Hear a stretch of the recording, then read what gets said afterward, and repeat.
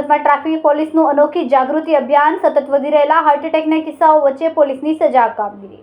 સુરત શહેરમાં હાર્ટ એટેકના કિસ્સાઓ વધતા લોકોમાં જાગૃતતા લાવવા માટે સુરત ટ્રાફિક પોલીસ અનોખા જાગૃતિ અભિયાન જોડાઈ રહી છે।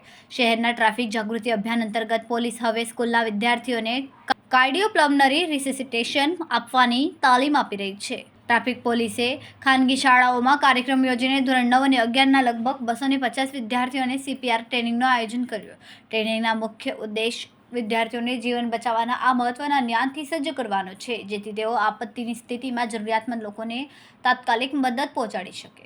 કાર્યક્રમમાં ડોક્ટરો દ્વારા વિદ્યાર્થીઓને શારીરિક પદ્ધતિ અને CPR આપવાની તકનીક સમજાવવામાં આવી હતી। થોડીક પ્રેક્ટિકલ તાલીમ સાથે તેને દુર્ઘટના કે હાર્ટ એટેક જેવી પરિસ્થિતિમાં કઈ રીતે પ્રાથમિક સહાય પૂરી પાડી શકાય તે અંગે વિસ્તૃત માર્ગદર્શન આપવામાં આવ્યું હતું।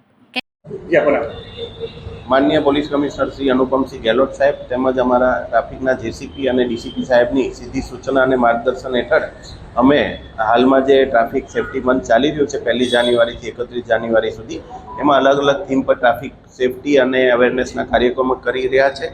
આજે અમે કિરણ હોસ્પિટલના સહયોગથી કતારગામ ગજેરા સ્કૂલ ખાતે CPR તાલીમ આપવાનો એક કાર્યક્રમ આયોજન કર્યું હતું, જેમાં ગજેરા સ્કૂલના 9th સ્ટેન્ડર્ડ અને 11th સ્ટેન્ડર્ડના લગભગ 250 થી 300 બાળકોએ ભાગ લીધો હતો। ડૉક્ટર્સની ટીમ તરફથી CPR કેવી રીતે આપવામાં આવે છે એની સંપૂર્ણ માહિતી બાળકોને આપવામાં આવી હતી અને બાળકોને સંપૂર્ણ એનું જ્ઞાન આપવામાં આવ્યું હતું, જેથી કરીને ઇમરજન્સીમાં ક્યારેક પણ આવી જરૂરિયાત CPR આપવાની ઊભી થાય તો બાળકોને એની નોલેજ હોય તો કમસે કમ એ કોઈને ગાઈડ પણ કરી શકે અને પોતે જાતે પણ આ CPR આપી શકે એટલી તાલીમ આજે આપવામાં આવી છે।